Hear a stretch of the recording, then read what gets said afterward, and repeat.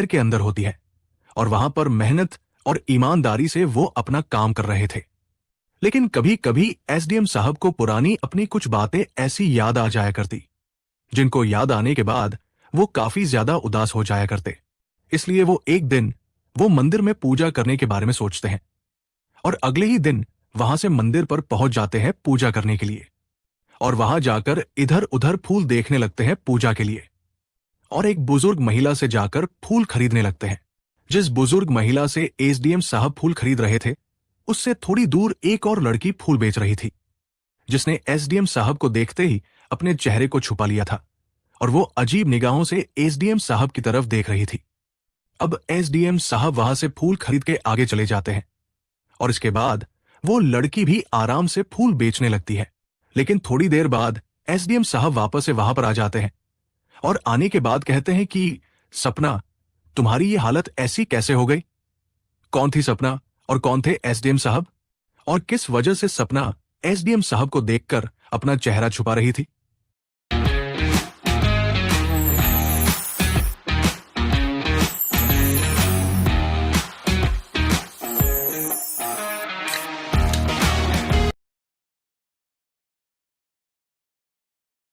पूरी सच्चाई के बारे में जानने के लिए वीडियो को अंत तक जरूर देखें। दोस्तों, ये कहानी शुरू होती है उत्तर प्रदेश के एक छोटे से शहर लखीमपुर से, जहां की गलियों में हल्की हल्की धूल उड़ती थी, जहां सुबह की चाय की खुशबू हर घर से उठती थी, और जहां एक लड़का रहता था जिसका नाम था रोहन। एक ऐसा लड़का जिसके चेहरे पर हमेशा एक मासूम सी मुस्कान खेलती थी, जिसकी आंखों में बड़े बड़े सपने पलते थे और जिसके दिल में कुछ कर दिखाने की चाहत हमेशा जिंदा रहती थी। रोहन के मम्मी पापा दोनों सरकारी नौकरी में थे। उनके घर में पैसों की कभी कोई कमी नहीं थी। हर सुख सुविधा रोहन के पास थी, अच्छे कपड़े, स्वादिष्ट खाना, नई साइकिल, और यहां तक कि हर साल नया स्कूल बैग भी। लेकिन रोहन का दिल उन चीजों में नहीं लगता था जो आसानी से मिल जाती थी। वो कुछ बड़ा करना चाहता था, कुछ ऐसा जो उसकी जिंदगी को यादगार बना दे, कुछ ऐसा जो लोग सालों तक याद रखें। जब रोहन ने अपनी 12वीं कक्षा पास की तो उसके मम्मी पापा की खुशी का ठिकाना नहीं रहा। उन्होंने अपने लाडले बेटे के लिए एक बड़ा प्लान बनाया और उसे लखीमपुर से थोड़ा दूर एक बड़े और शानदार प्राइवेट कॉलेज में दाखिला दिलवा दिया। वो चाहते थे कि उनका बेटा पढ़ लिख कर एक अच्छी जिंदगी जिए, एक बड़ा इंसान बने और उनका नाम रोशन करे। रोहन भी बहुत खुश था। उसकी आंखों में चमक थी। वो सोच रहा था कि अब कॉलेज की जिंदगी शुरू होगी, नए दोस्त बनेंगे, खूब मस्ती होगी, क्लास में बैठकर नई नई चीजें सीखने को मिलेंगी और पढ़ाई के साथ साथ जिंदगी को जीने का असली मजा आएगा। उसने अपने बैग में किताबें भरी, नए कपड़े पहने और कॉलेज के पहले दिन के लिए तैयार हो गया। लेकिन दोस्तों, किसे पता था कि कॉलेज का वो पहला दिन उसकी जिंदगी को हमेशा हमेशा के लिए बदल देगा। एक ऐसी घटना होने वाली थी जो रोहन के सपनों को एक नई दिशा दे देगी। जैसे ही रोहन कॉलेज के बड़े से गेट से अंदर घुसा, चारों तरफ नए चेहरे दिख रहे थे। कुछ लड़के हंसते बात करते हुए जा रहे थे, कुछ लड़कियां अपने दोस्तों के साथ गप्पे मार रही थी, और कॉलेज का माहौल ऐसा था कि हर कोई अपनी नई जिंदगी से खुश नजर आ रहा था। रोहन भी अपने दोस्तों के साथ क्लास की तरफ बढ़ रहा था। तभी उसकी नजर एक लड़की पर पड़ी जिसका नाम था नेहा। नेहा उसी की क्लास में थी, और दोस्तों, वो इतनी खूबसूरत थी कि रोहन उसे देखते ही अपना दिल हार बैठा। उसकी बड़ी बड़ी काली आंखें जो किसी को भी अपनी गहराई में डुबो दे, लंबे काले बाल जो हवा में लहराते हुए किसी का भी ध्यान खींच ले, और वो मासूम सी मुस्कान जो दिल में एक अजीब सी हलचल मचा दे। नेहा को देखते ही रोहन के दिल में मानो आग लग गई। वो बस उसे देखता रहा। उसकी एक झलक ने रोहन को ऐसा जादू कर दिया कि वो अपने आप को रोक ही नहीं पाया। पहले दिन से ही रोहन का मन पढ़ाई से ज्यादा नेहा की तरफ भटकने लगा। वो क्लास में बैठता तो किताबें खोलता जरूर था, लेकिन उसकी नजरें बार बार नेहा की तरफ चली जाती थी। वो हर वक्त बस उसे देखता रहता, उसकी एक झलक पाने के लिए इधर उधर नजरें घुमाता, और जब नेहा मुस्कुराती तो रोहन का दिल जोर जोर से धड़कने लगता। लेकिन हिम्मत नहीं जुटा पा रहा था कि नेहा से कुछ कहे, अपने दिल की बात उसके सामने रखे, उसे बताए कि वो उसके बिना एक पल भी नहीं रह सकता। दिन बीतते गए, 10 से 15 दिन ऐसे ही निकल गए। रोहन बस दूर से नेहा को देखता रहा, उसके बारे में सोचता रहा। रात को सोते वक्त उसके ख्यालों में खो जाता। लेकिन कुछ कहने की हिम्मत नहीं कर पाया। वो सोचता कि अगर नेहा ने मना कर दिया तो क्या होगा, अगर उसने दोस्ती भी तोड़ दी तो वो कैसे जिएगा। लेकिन फिर भी उसके दिल में एक आग जल रही थी जो उसे चुप रहने नहीं दे रही थी। फिर एक दिन किस्मत ने उसे मौका दे दिया।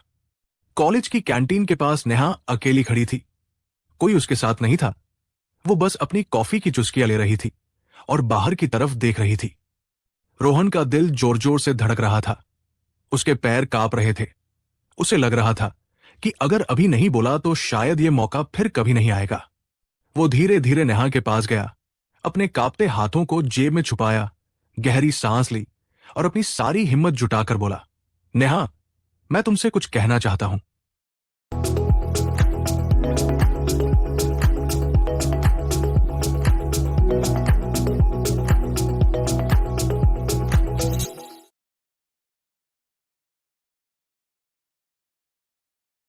मैं तुम्हारे बिना नहीं रह सकता। मुझे तुमसे प्यार हो गया है। ये सुनते ही नेहा थोड़ी देर के लिए चुप हो गई। उसने कॉफी का कप नीचे रखा, रोहन की तरफ देखा और फिर उसकी आंखों में एक चमक आई। उसने हल्के से मुस्कुराते हुए कहा, रोहन, मुझे भी तुमसे प्यार हो गया है। मैंने भी तुम्हें इन 15 दिनों में नोटिस किया। तुम्हारी नजरें मुझसे हटती ही नहीं थी और सच कहूं तो मुझे भी तुम अच्छे लगने लगे थे। दोस्तों, उस पल रोहन की खुशी का ठिकाना नहीं रहा। उसे लगा जैसे पूरी दुनिया उसकी मुट्ठी में आ गई हो, जैसे आसमान के सारे तारे उसके लिए चमक रहे हों, जैसे उसकी जिंदगी का हर सपना सच होने वाला हो।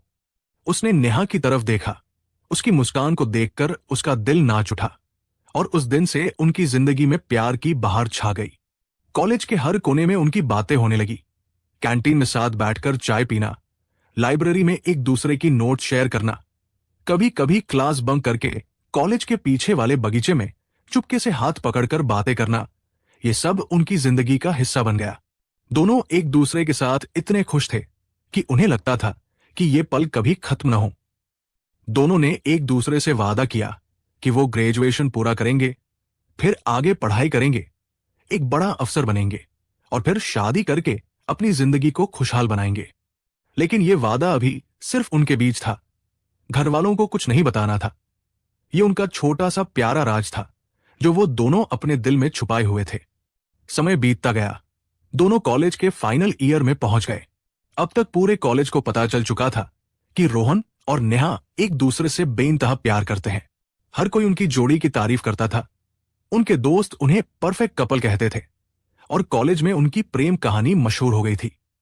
लेकिन दोस्तों, जिंदगी हमेशा इतनी आसान नहीं होती, है ना?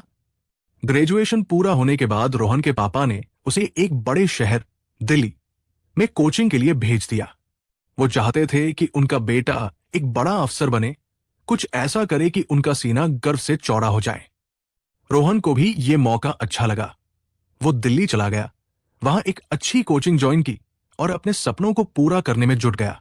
लेकिन नेहा ने लखीमपुर में ही रहकर पढ़ाई करने का फैसला किया, क्योंकि उसके पापा एक प्राइवेट नौकरी करते थे और उनके पास इतने पैसे नहीं थे कि नेहा को बाहर भेज सके। नेहा के घर की हालत ठीक थी, लेकिन बहुत अच्छी भी नहीं थी। फिर भी उसने हिम्मत नहीं हारी और अपने शहर से ही मेहनत शुरू कर दी। रोहन और नेहा का प्यार कम नहीं हुआ, भले ही वो मीलों दूर थे। लेकिन दोनों फोन पर घंटों बातें करते, एक दूसरे को अपनी पढ़ाई की अपडेट देते, अपने सपनों को सजाते और कभी कभी रात को देर तक फोन पर एक दूसरे की आवाज सुनकर सुकून पाते। रोहन नेहा को बताता कि दिल्ली में कितना ट्रैफिक है, कितनी भीड़ है, और नेहा उसे अपने शहर की छोटी छोटी बातें सुनाती, जैसे कि बाजार में नई समोसे की दुकान खुली है या बारिश में उसकी गली में पानी भर गया। दोनों हंसते, एक दूसरे को हौसला देते और अपने प्यार को जिंदा रखते। लेकिन दोस्तों, जिंदगी में सब कुछ प्लान के मुताबिक नहीं चलता और एक दिन ऐसा आया जब सब कुछ बदल गया। जैसे ही उनका पहला बड़ा एग्जाम करीब आया, नेहा के पापा की तबीयत अचानक खराब हो गई। पहले तो लगा कि शायद मामूली बुखार है, लेकिन उनकी हालत दिन ब दिन बिगड़ती जा रही थी। डॉक्टरों ने बताया कि उन्हें कोई गंभीर बीमारी है और इलाज के लिए बहुत पैसे चाहिए। नेहा अपनी पढ़ाई छोड़कर अपने पापा के इलाज में जुट गई।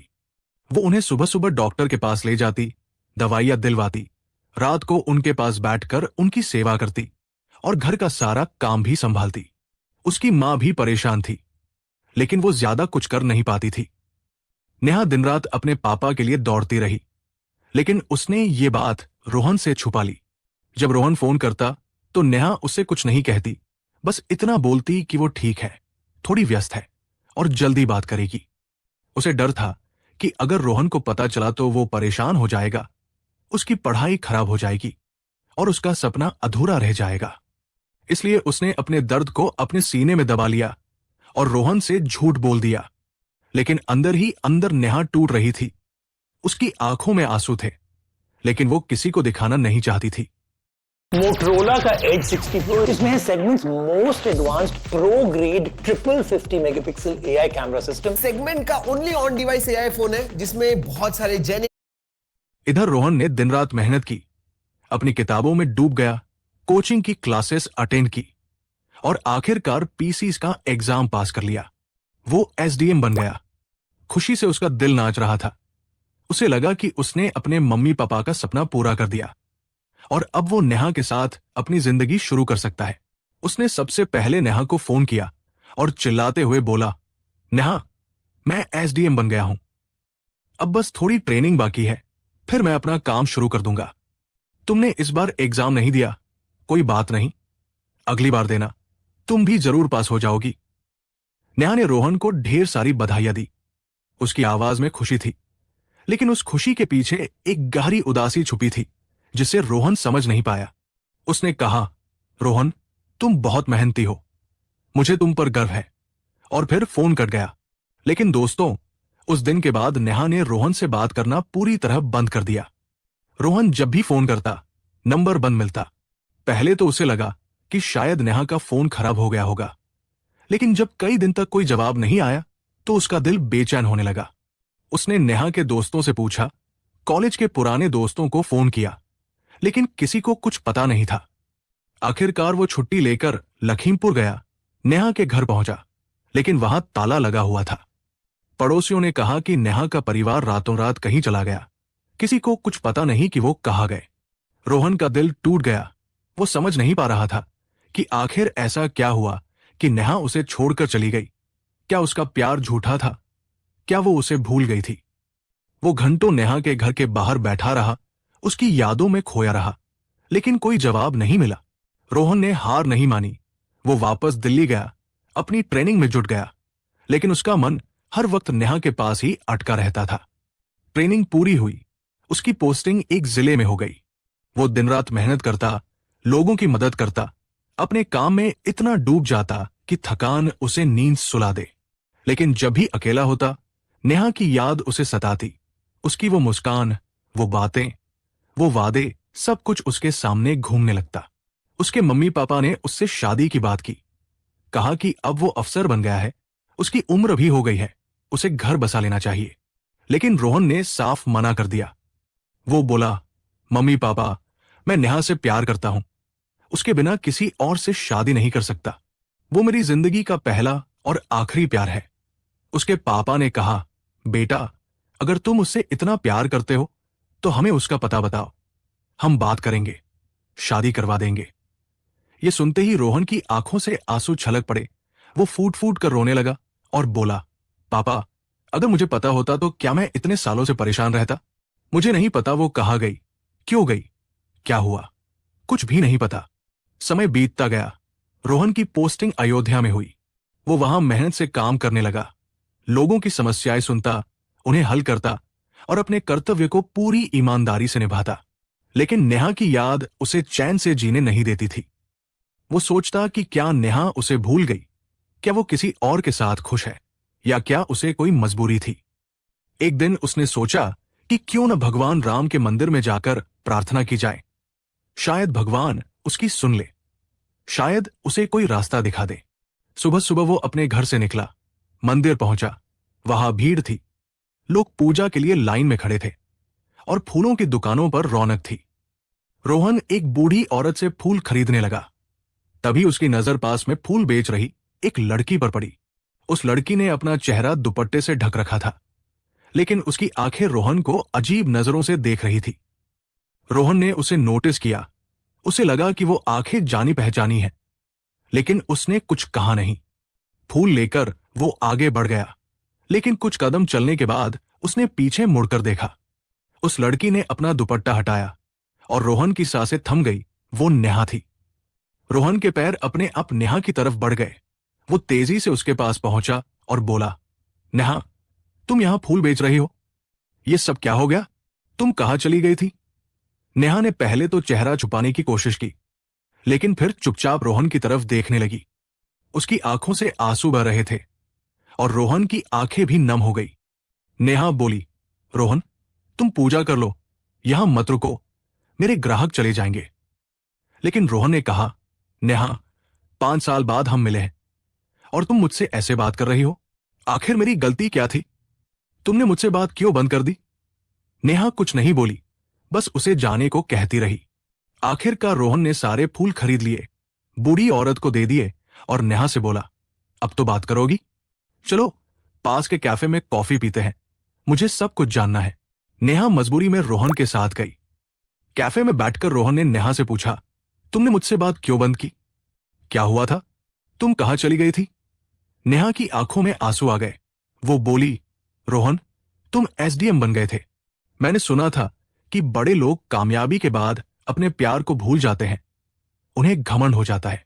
मुझे लगा कि तुम भी मुझे भूल जाओगे, तुम्हारे लिए बड़े बड़े रिश्ते आएंगे और मैं एक गरीब लड़की हूं, तुम्हारे लायक नहीं रहूंगी। इसलिए मैंने तुमसे दूरी बना ली, सोचा कि तुम्हें अपनी जिंदगी में आगे बढ़ने दूं। रोहन ने कहा, नेहा, तुमने ऐसा कैसे सोच लिया? मैंने आज तक शादी नहीं की, मैं तुम्हारा इंतजार कर रहा था। तुम मेरे लिए सब कुछ हो, मैं तुम्हें कभी नहीं भूल सकता। यह सुनकर नेहा रोहन से लिपट गई, बोली, मुझे माफ कर दो, मैं गलत थी। मुझे लगा था कि तुम्हें मेरे बिना बेहतर जिंदगी मिलेगी। फिर नेहा ने अपनी कहानी सुनाई। उसने बताया कि उसके पापा की तबीयत खराब होने के बाद वो लोग लखनऊ चले गए थे। इलाज के लिए सारी जमा पूंजी खर्च हो गई, लेकिन पापा बच नहीं सके। मां की तबीयत भी खराब हो गई और घर की जिम्मेदारी नेहा पर आ गई। वो अयोध्या आई, अपनी बुआ के साथ फूल बेचने लगी ताकि अपने छोटे भाई बहन और मां का ख्याल रख सके। रोहन ये सुनकर भावुक हो गया। उसने नेहा को गले लगाया और बोला, अब तुम अकेली नहीं हो, मैं तुम्हारा और तुम्हारे परिवार का ख्याल रखूंगा, मुझसे शादी करो। नेहा पहले मना करती रही, कहती रही कि लोग क्या कहेंगे, एक फूल बेचने वाली लड़की से एसडीएम की शादी। लेकिन रोहन ने कहा, मुझे दुनिया की परवाह नहीं, मुझे बस तुम चाहिए। दोनों ने अपने अपने परिवारों से बात की। नेहा की मां और रोहन के मम्मी पापा खुशी खुशी मान गए। उनकी शादी धूमधाम से हुई। रोहन ने नेहा से कहा, अब तुम पढ़ाई करो, अफसर बनो। नेहा ने मेहनत की और पीसीस पास कर लिया। आज रोहन और नेहा एक खुशहाल जिंदगी जी रहे हैं। उनका एक बेटा है जिसका नाम पार्थ है। दोनों अपने परिवारों का ख्याल रखते हैं और एक दूसरे के साथ प्यार भरी जिंदगी बिता रहे हैं। दोस्तों, ये कहानी हमें सिखाती है कि सच्चा प्यार कभी हार नहीं मानता, चाहे कितने भी मुश्किल हालात क्यों ना आए।